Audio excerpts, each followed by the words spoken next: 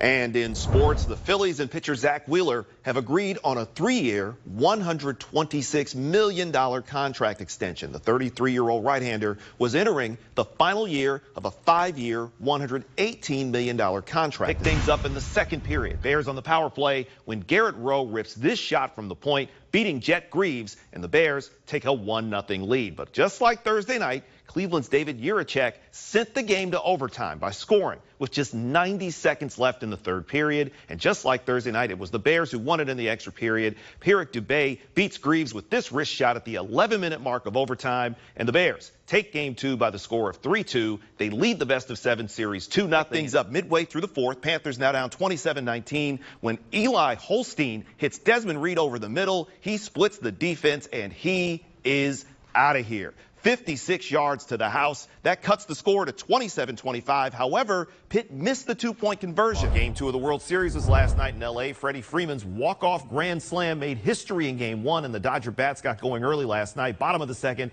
L.A.'s Tommy Edman takes Carlos Rodon deep to left field. That solo home run put the Dodgers up 1-0, and Chavez Ravine is going crazy. And that even includes Freeman and Clayton Kershaw in the Dodgers dugout.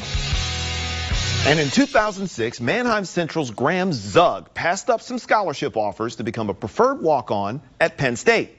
Well, 3 weeks ago, Mannheim Central's standout wide receiver, Aaron Enterline, did the exact same thing, passing up on some Division I AA offers to walk on with the Nittany Lions. WGAL's Jacob Hall has his story.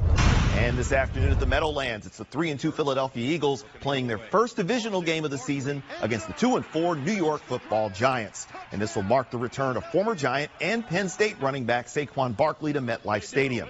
Now, after spending the first 6 years of his career with Big Blue, the Giants let him walk in the offseason, and he quickly signed a 3-year deal with the Birds. The announcement dropped via press release on social media just after 9 a.m. Steve Yzerman, the Red Wings legend and GM for the last 7 years, was suddenly stepping down and transitioning from his role as GM into a role as a senior advisor to owner Chris Ilitch. And after 7 years of missing the playoffs under his leadership and 10 in a row in total, it was time for a change. So guys, to quote a great American philosopher, Sean Carter, better known as Jay-Z, it's funny what 7 days can change around here, because 1 week ago, we saw what happened in Lambeau, where they looked like they were playing like strangers out there. Dennis Jenkins has seized the moment. That's George Blaha, the voice of the Pistons as long as you can remember. This is his 50th year calling Pistons basketball. Whether it's on radio or television, he's had a front row seat to virtually every important moment in Pistons history.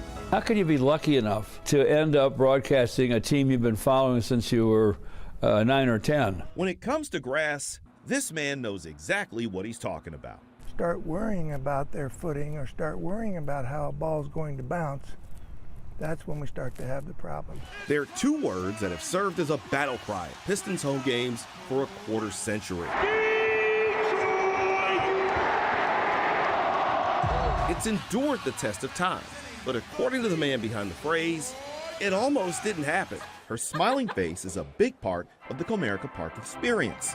However, if you ask her, she's simply living the dream. I think I told you I grew up a Tigers fan, and I grew up like 2010s-ish, really coming to games. So it kind of feels like sometimes I'm a fan again. It's more than just putting a ball in a hole. It is also about putting a stamp on your future. In Detroit, I'm Jay Scott Smith for Local 4. To me, my journey has always felt like, natural. It's just what I know I've always wanted to do, but a lot of times it catches other people off guard. When Casey Caulfield is here in Lancaster, I see myself competing for a long time. this is where you can often find her. If it touches the line, it's the higher score. Shooting arrows and hitting targets with incredible precision. But what would you expect from the best archer in the world? Even if she sees it, it's just another day in the office. It's like any other job to me. Like, of course, it's different traveling so much, and it's not a quote-unquote regular job, but I do really enjoy it. At just 20 years old, Casey has quickly risen to become the world's #1 ranked women's archer. And she's looking to become the first woman to win a medal in archery since Luann Ryan won the gold in Montreal in 1976. She'll head back to Paris, where she won gold in the World Cup last year. I'm expecting to kind of just use my experience over the past year to do my best. And I think having The World Cup win last year in Paris was a huge, thing for me because that's going to be the same stage we shoot on at the games. It wasn't long before Casey became one of the best in the world. And while she's very friendly and greets everyone with a smile, she's all business between the lines. And it's a level of success that's owed to her preparation. A normal training day, so to say, is like 250 euros. This will be Casey's second trip to the Olympics. Her first was in Tokyo 3 years ago when she was just 17 years old. But thanks to the COVID pandemic, it was a markedly different experience from what she's headed to in Paris. Some of my teammates had been to previous Olympics like Rio and London, and they would always say like, oh, it's so cool, you get to go watch other sports, you get like the loud people in the crowd, cheering for you, and we didn't have any of that. Casey finished 17th in Tokyo, and she's expecting a much different outcome in Paris. And as she looks to make history, Casey will rep Team USA and have the entire Susquehanna Valley behind her. Yeah, it's awesome to represent, Lancaster County. It's kind of it feels small to me compared to all the big cities I've been to. So it's super cool to have like such a tight-knit, small community. I love when people come up to me in the shop and say like, oh, I read your article in the paper, or I saw you on the news. Like it's awesome to have people appreciate and follow along. In Lancaster, I'm Jay Scott Smith for WGAL News 8. If you've been to a Tigers game at Comerica Park this year, you've heard this distinctive voice come over the PA system. Number 27, Trey Sweeney. That's Zach Linfield, and this is his first full season as the PA announcer at Comerica Park.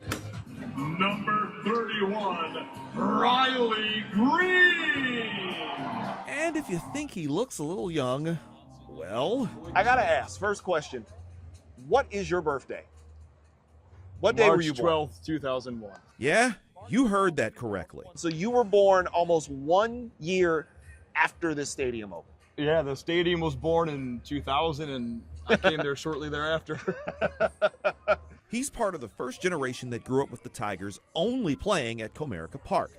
One of 8 kids, Zach grew up coming to games with his father, often having to rotate time with him, and has his own fond memories of the Tigers. Memories here, man, like the Rajai Davis walk-off slam. I was here in the 2012 World Series just as a young fan that left the ballpark crying. So that's amazing. It's memories. He's been fortunate enough to have one of the best seats in the house during this revelation of a season for the Tigers, who currently have the best record in Major League Baseball. Spencer Torkelson.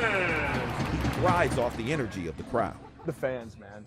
The fans bring it, and this year in particular, they have been just buzzing. It's been a different sort of electricity that they have brought this year. The Heartland native and U of M grad is living out one of his childhood dreams, being on the mic at Comerica, which he started doing part-time 2 years ago. For your Tigers, and it all started the catcher, while he was playing video games. Dylan Dingler. It was playing MLB The Show. Oh, really? Announcing from my bedroom, where my mom would then tell me it's time to shut the game off and go to sleep. Zach grew up playing baseball and football, but an injury ended his dreams of playing college football, and when he got to Ann Arbor, he was looking for a plan B.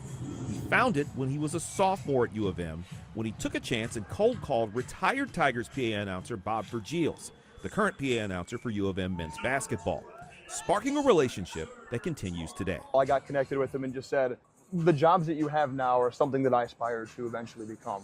And he does men's basketball. I currently do women's. I'd hope someday I get the opportunity to do men's basketball at Michigan, but I'm their MC now. So we've only met face-to-face one time at Wayne State. But, I mean, any words of encouragement I can get as a young kid doing a job that I love, I'll take. It's an approach that he says is worth the risk for others who are looking to get a chance to get through the door. Parker Meadows. I think the term nowadays is shoot your shot, right? Yeah. The way I did is I shot off a bunch of emails to anyone I could at Michigan that might have one connection to a person that I needed to know, and I happened to dig right on top of the treasure trove, and I found it just to get one gig doing Michigan tennis. And since then, it's become pretty much every other sport over in Ann Arbor, where I live now, and became a job here at the Tigers. And shoot the shot, man. Now, Zach isn't the only new face and voice around Comerica Park these days. 24-year-old Carol Wolfbauer, Comerica Park's in-game host, joined the crew last season. The former Detroit Mercy softball player, who was added to the radio broadcast team this year, has a unique pregame tradition with her fellow Gen Zer. Scissors. Rock, paper, scissors, shoot. They're playing rock, paper, scissors. Rock, paper, scissors, shoot. Zach has dreams of branching into play-by-play. He has done some work with the UFL's Michigan Panthers and would love to eventually call more baseball and football games. But for now, he's loving life, keeping his head on a swivel, in the best seat in the house, enjoying the ride with one of the best Tigers teams in a generation.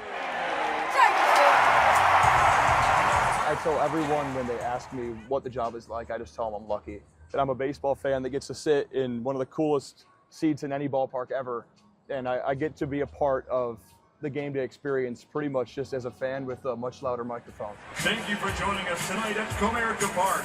At Comerica Park, I'm J. Scott Smith for Local 4. Good night, Detroit.